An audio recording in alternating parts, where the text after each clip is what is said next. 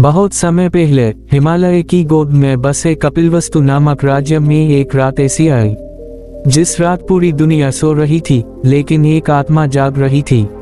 राजा शुद्धोधन के महल में दीप जल रहे थे। रानी माया ने एक अद्भुत स्वप्न देखा। एक श्वेत हाथी जिसके 6 दांत थे आकाश से उतरकर उनकी कोख में प्रवेश कर गया। अगले ही दिन ज्योतिषियों ने कहा, यह बालक या तो महान सम्राट बनेगा या फिर संसार का मार्गदर्शक। राजा डर गया। सम्राट बनना ठीक था, लेकिन संसार का मार्गदर्शक बनना मतलब वैराग्य, और राजा अपने पुत्र को खोना नहीं चाहता था।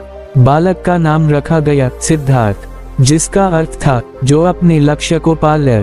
सिद्धार्थ को हर सुख दिया गया, सोने के खिलौने, संगीत, नृत्य, सुंदर वस्त्र।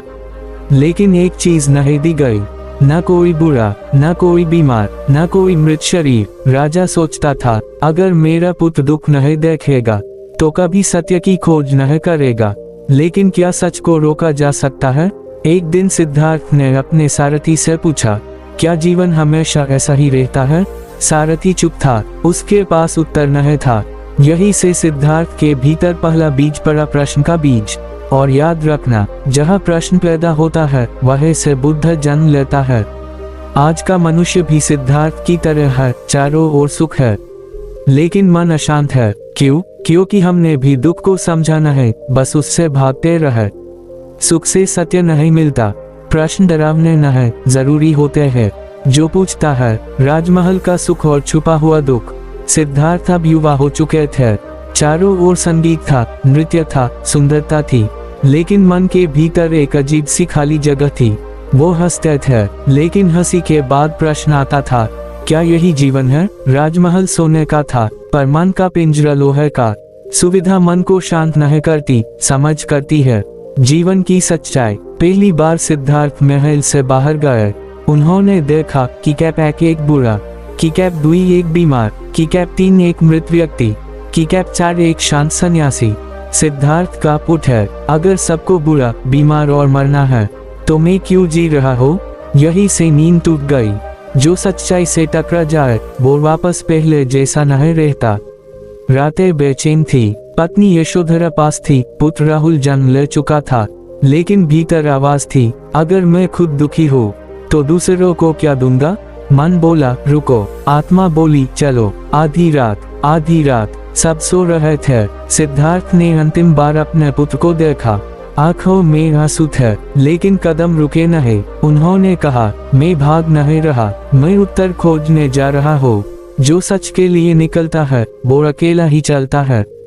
6 साल भूख, पीड़ा, तपस्या, शरीर टूट गया, लेकिन ज्ञान नहीं आया। एक दिन सिद्धार्थ गिर पड़े और पहली बार समझा, दुख से मुक्ति दुख देने से नहीं मिलती, अति हमेशा विनाश लाती है। एक कन्या ने खीर दी। सिद्धार्थ ने स्वीकार किया। लोग बोले, ये हार गया, लेकिन वही जीत की शुरुआत थी। संतुलन ही बुद्धि है। बोध गया की रात। पीपल के नीचे ध्यान। माया, भय, लालच, अहंकार। सिद्धार्थ डीजे नहीं, मैं भागूंगा नहीं। बुद्धत्वा। सूर्य उगा, सिद्धार्थ नहीं रहे, अब वह थे बुद्ध। जागे हुए, ज्ञान बाहर नहीं, भीतर फूटता है। पहला उपदेश। 4 आर्य सत्य। दुख है, दुख का कारण है, दुख का अंत है। मार्ग है अष्टांगी का मार्ग। सोच, वाणी, कर्म, जीवन, प्रयास, स्मृति, ध्यान। जीवन बदलना है तो सोच बदलो। विरोध और अपमान। लोग गालियां देते, बुद्ध मुस्कुराते, कहा, मैं वो नहीं लेता जो तुम देते। अपमान तभी लगता है जब हम उसे उठाते हैं। अंगुलिमाल की कथा। हत्यारा बुद्ध के चरणों में गिर पड़ा। बुद्ध बोले, रुक जाओ, और वही रुक गया। करुणा सबसे बड़ा हथियार है। क्रोध पर विजय। बुद्ध बोले, क्रोध जलता है, पर सबसे पहले खुद को। शांत व्यक्ति सबसे शक्तिशाली होता है। आज का मनुष्य, आज भी मनुष्य वही है, डर, लालच, तुलना। बुद्ध कहते, तुम्हें बदलना नहीं, तुम्हें जागना है। ध्यान। ध्यान कोई क्रिया नहीं, ध्यान स्थिति है। मन को देखो, दबाओ मत। कर्म। जैसा बूग वैसा काटोगे। लेकिन बुद्ध कहते, आज बदलो, कल बदलेगा। सुख का भ्रम। सुख बाहर नहीं, सुख अपेक्षा रहित मन है। अंतिम उपदेश। बुद्ध बोले, सब अनित्य है, स्वयं दीप बनो। बुद्ध आज होते तो वह कहते, मन देखो, भागो मत, जागो। अगर ये बातें दिल को छू जाए तो चैनल को सब्सक्राइब कर लो।